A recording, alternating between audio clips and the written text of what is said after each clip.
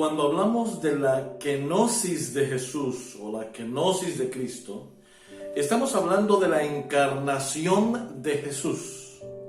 Es decir, ¿cómo fue ese proceso en el que Jesús tomó la forma de un ser humano? El único que nos habla de manera directa y aborda en detalle ese tema es el apóstol Pablo. Y nos vamos a ir a lo que nos dice Filipenses, capítulo número 2 y los versículos 5 al 7, 2, 5 al 7, y nos dice: haya pues en vosotros este mismo sentir que hubo también en Cristo Jesús, el cual, siendo en forma de Dios, no estimó el ser igual a Dios como cosa a que aferrarse, sino que se despojó a sí mismo, tomó la forma de siervo y se hizo semejante a los hombres. Vamos a parar allí, porque este pasaje en el idioma griego en realidad tiene algunas frases que vamos a necesitar desglosar. Por lo menos hay 3 partes en este pasaje que necesitamos desglosar detenidamente.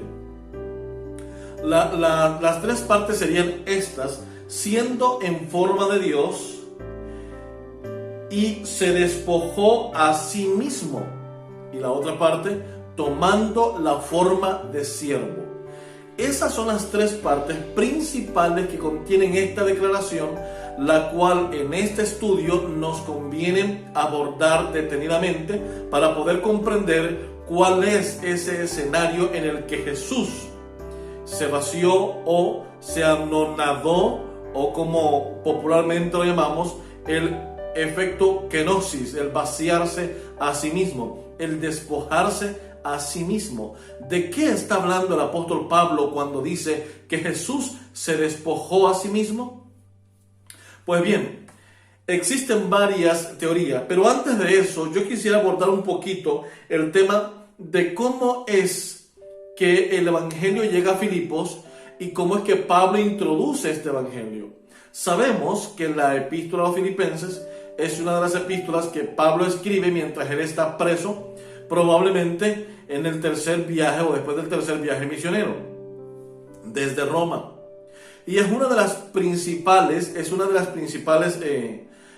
cartas que escribe, porque Filipos fue la primera ciudad, no de entre las primeras ciudades a las que Pablo llevó el evangelio, también además de sus ayudantes, quienes eran Silas, Lucas y Timoteo, son los que llegan a Filipos. Posteriormente la iglesia, cuando se da cuenta que Pablo está prisionero, envían a Epafrodito, quien lleva una ofrenda y está con el apóstol Pablo durante algún tiempo. Sin embargo, Epafrodito enferma y la Biblia nos dice que Pablo intercede por Epafrodito y entonces le dice: quiero que regreses a Filipos y lleves esta carta a los hermanos filipenses. Y así es como el evangelio llega. Ahora, ¿quién era Filipos? Filipos, diríamos en este tiempo, sería la primera ciudad europea a la que el evangelio entró. El imperio romano había hecho de Macedonia, lo que era el antiguo imperio griego, una tribu, es decir, era como una especie de provincia. Y Macedonia estaban todas las ciudades más importantes, incluyendo la capital, que era Tesalónica, la capital de la provincia de Macedonia, el antiguo imperio griego. Entre ellas estaba Filipos. Ahora, entendamos entonces que Filipos era una ciudad con una alta dosis de cultura greco-romana. ¿Qué significa esto? Que había una fuerte influencia de la cultura griega y de la política romana. Esta ciudad, como las demás ciudades griegas en ese momento, eran de las mejores metrópolis en cuanto a conocimiento, cultura e historia se refiere. Eran las ciudades élites donde habían cualquier cantidad de de intelectuales. Ahora bien, llega el evangelio a Filipos Y ahora, ¿cuál era el concepto religioso que manejaban los filipenses? Pues recuerden que como cualquier otra ciudad griega, los filipenses tenían el concepto de los dioses del Olimpo y demás.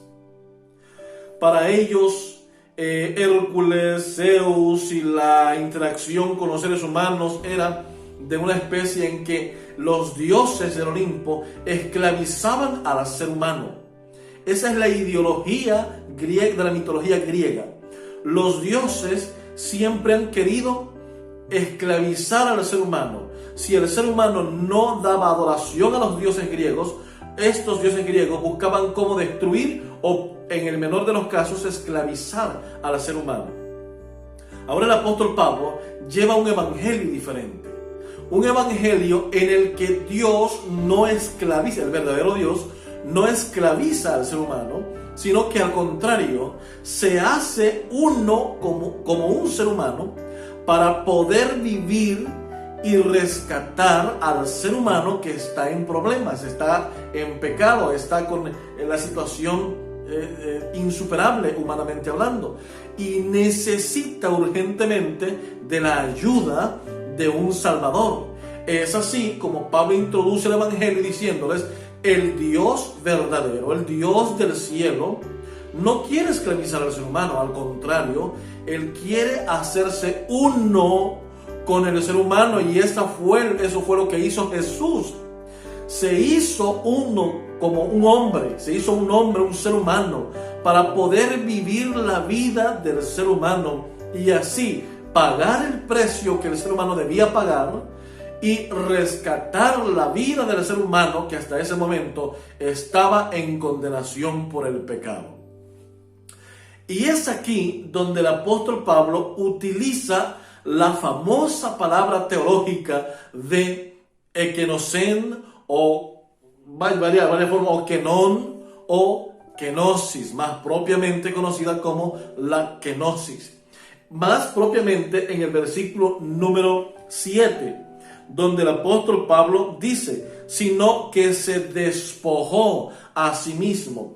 Esa palabra despojar es la que proviene, en realidad la palabra aquí sería ekenosen, que proviene de kenon, el verbo kenon, que es kenosis, en realidad la palabra utilizada allí para el despojarse, el vaciarse. Cuando vamos al idioma griego, esta palabra significa esas cosas: vaciarse, despojarse, anonadarse. Ahora, pero todo esto, ¿qué es lo que significa? ¿Vaciarse de qué? ¿Abandonarse de qué? Es decir, anonadarse de qué, despojarse de qué. Y una mala interpretación de este pasaje puede llevar a la adopción de diferentes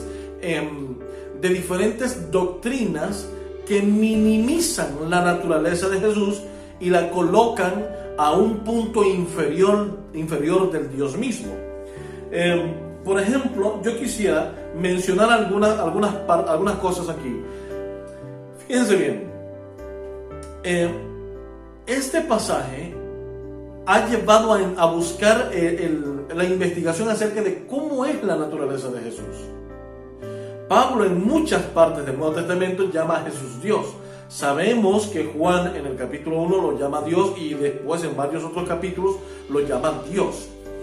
El Nuevo Testamento centraliza a Jesús como Dios. Pero aquí Pablo hace una serie de declaraciones que tenemos que usarlos de manera exegética. Es decir, ¿qué cosa es la exégesis?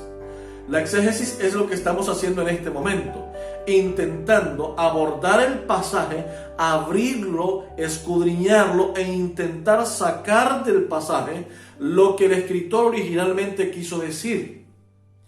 Eisegesis, que es la otra palabra, es lo contrario a la exégesis. En la eisegesis, el investigador intenta introducir en el pasaje ideas. Entonces ya no está sacando una idea original, sino que está sobreponiendo una idea que él cree y ha adoptado previamente sobre el pasaje. Lo que estamos haciendo en este momento es exégesis, no una eisegesis. Ahora bien, como dijimos, vamos a hablar de por lo menos tres aspectos. El primero, siendo en forma de Dios. Es la primera parte que vamos a tratar de enfocarnos. La segunda parte es la forma de Dios. La tercera parte, igual a Dios.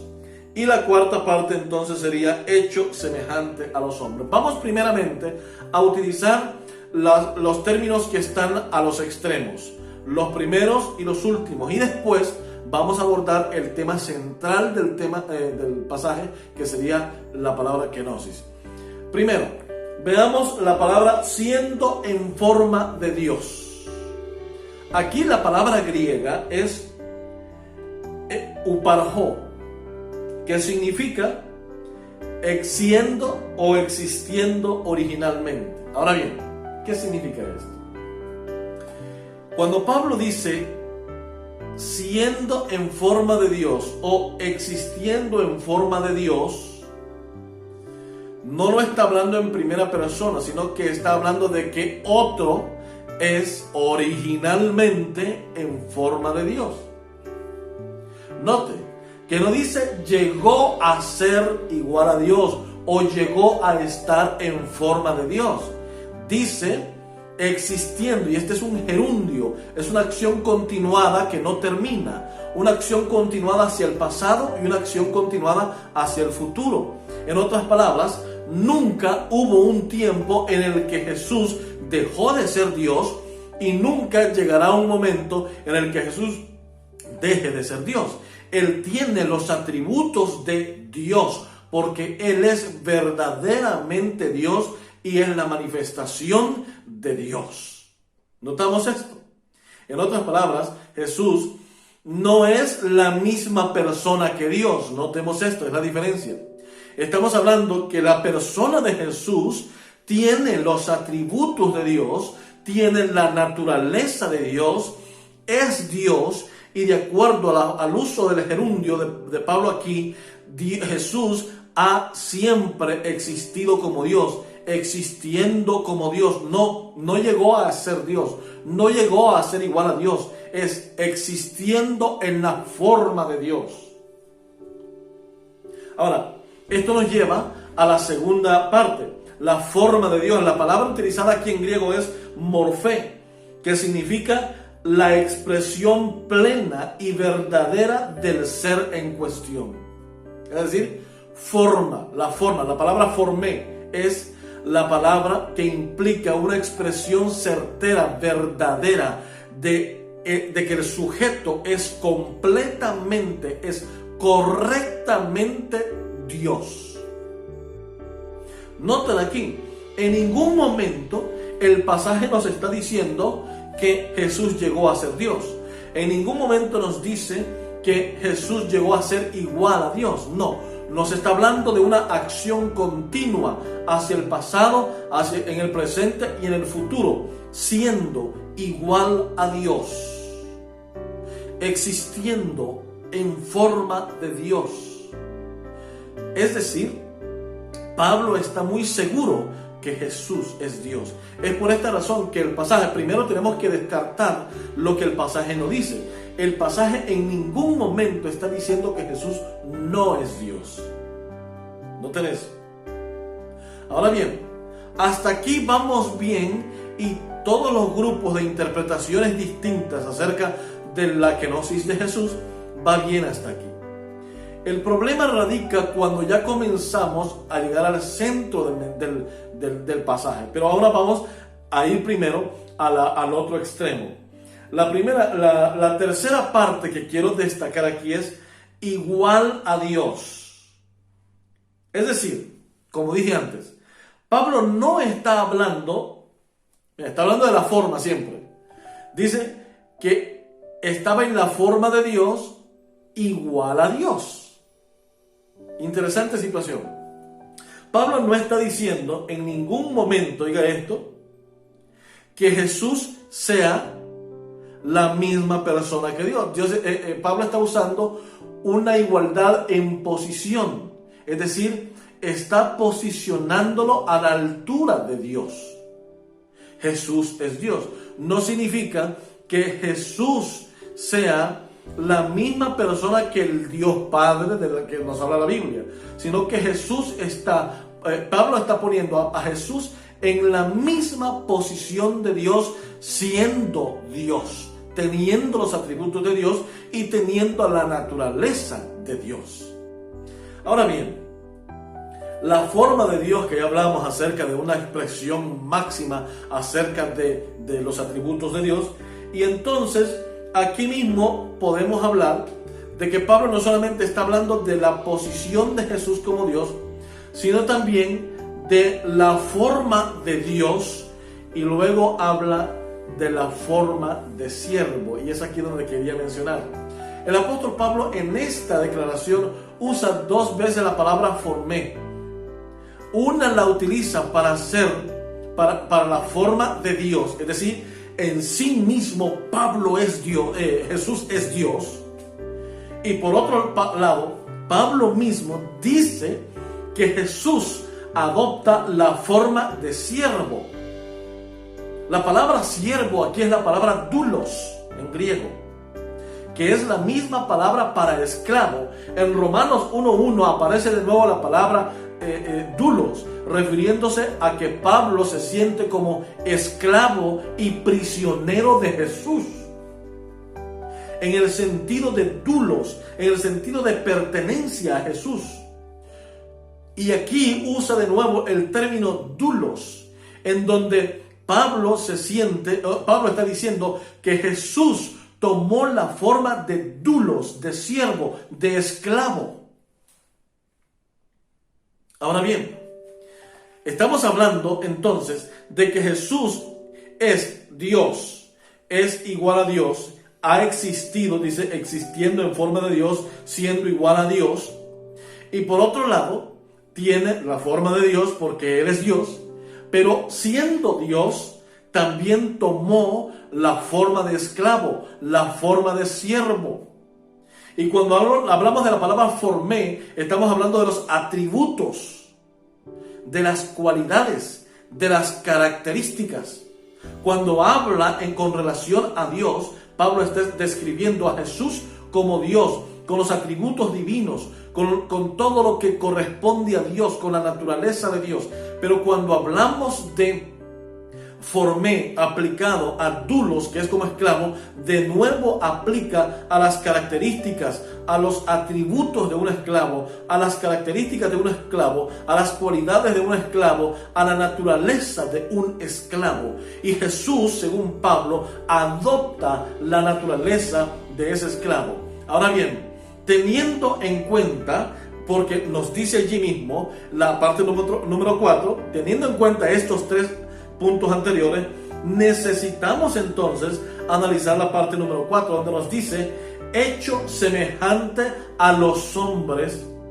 Y aquí aparece la palabra homoioma. No es la palabra isos, es la palabra homoioma. ¿Qué significa aquí? Que fue o llegó a ser semejante a los hombres. Cuando habla de la forma, está en conexión con la palabra isos, que es una forma permanente de ser Dios, o de ser igual a Dios, o tener la forma de Dios. Pero cuando habla de que tomó la forma de esclavo, la forma doulos, la forma de siervo, y hecho semejante a los hombres, note aquí la diferencia.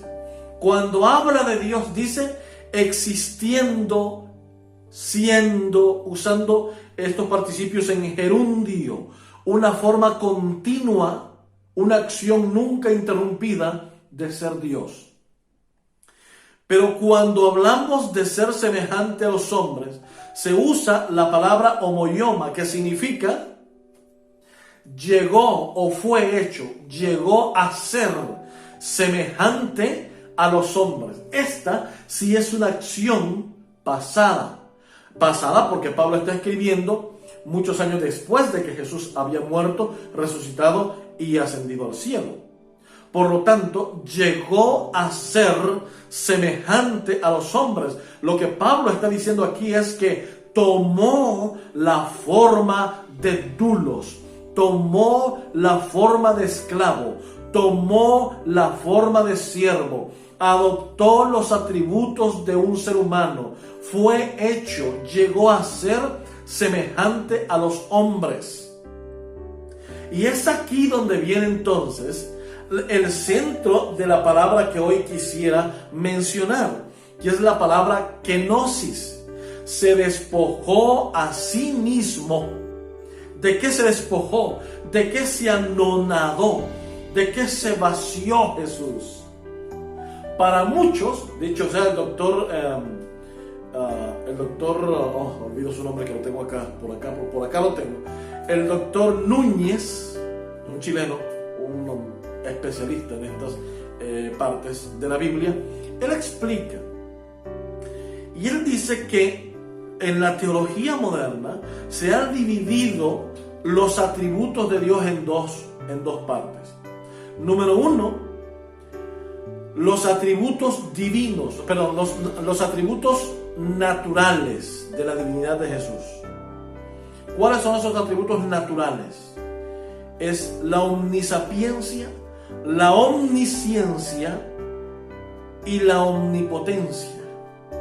Son tres características, son tres atributos divinos naturales en un ser llamado Dios. Así que Jesús también es Dios. Y existen, según la mayoría según un buen grupo de teólogos, otro grupo de atributos que se llaman los atributos espirituales, que estos pueden ser el amor, la justicia, la bondad, la misericordia y la santidad. Ahora bien,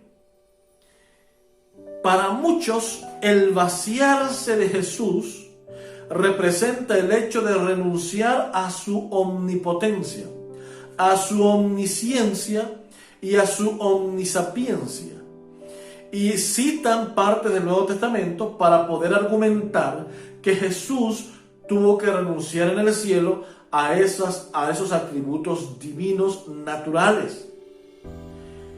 Entonces, ellos argumentan de que Jesús, mientras estuvo en la tierra, no era omnisapiente, porque cuando habló de la segunda venida dijo: ni los ángeles que están en el cielo, solamente el Padre sabe el día y la hora de su venida.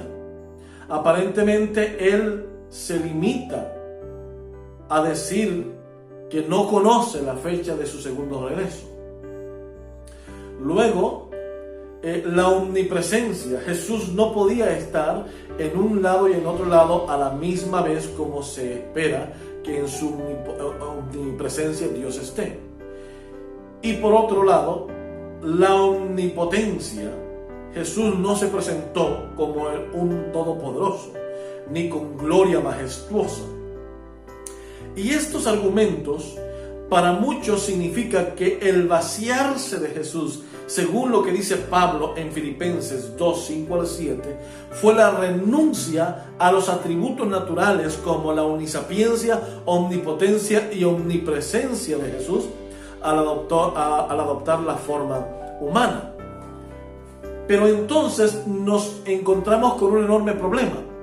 Si el vaciarse de Jesús, si el despojo de Jesús fue el renunciar, el despojarse de los atributos naturales de Dios, la omnipresencia, omnipotencia y omnisapiencia, entonces Jesús dejaría de ser Dios. Y por lo que sabemos y lo que nos dice el Nuevo Testamento, Jesús en ningún momento dejó de ser Dios, porque Él era 100% divino y 100% humano. Si Jesús hubiese renunciado a ser Dios, la omnisapiencia, la omnipotencia y la omnipresencia, entonces no habría podido morir por la raza humana, porque solamente Dios o alguien igual a Dios podía ejercer la misión de rescatar al hombre a través de la muerte y la resurrección. Jesús resucita, cuando vemos allá que Pablo nos dice en Mateo que que el Espíritu Santo resucita a Jesús, o que Dios resucita a Jesús. En otras partes del Nuevo Testamento encontramos que Jesús resucita por la vida que estaba en él, porque él era Dios. Entonces entendemos que Jesús nunca perdió los atributos como Dios. Entonces, ¿en qué consiste el vaciarse? La kenosis que nos habla Pablo en Filipenses 2, 5 al 7. ¿Cuál fue el vaciarse? ¿Cuál fue el despojo? Mis queridos hermanos, lo que sucedió es que Jesús, con adoptar la naturaleza humana, estaba cubriendo la naturaleza divina. Se autolimitó a vivir la vida de un ser humano, a vivir como un hombre. Se autolimitó y se sujetó por completo al Padre como lo haría un ser humano. Jesús adopta la naturaleza humana, por eso dice, llegó a ser semejante a los hombres, porque Jesús adopta la forma del ser humano, y al adoptar esa forma del ser humano hay un revestimiento de humanidad sobre su divinidad. Se autolimita, se autodespoja, no porque haya rechazado ni haya quitado de sí los atributos de Dios, sino porque él mismo se autolimita sin quitar sus atributos de su persona, sin quitar los atributos como Dios. Él era 100% Dios y 100% hombre. Por eso es que la tarea de rescatar al hombre todavía era más difícil, porque como Dios no podía utilizar el poder de Dios para poder rescatar al hombre. Él debía vivir la vida de un ser humano para poder morir por el ser humano y darnos esperanza. Jesús no rindió sus atributos. Él solamente agregó a su esencia divina la naturaleza humana. Vistió su divinidad con la humanidad. Y es aquí donde debemos entender. Entonces, ¿por qué razón? Porque esto, cuando nosotros creemos, cuando llegamos a pensar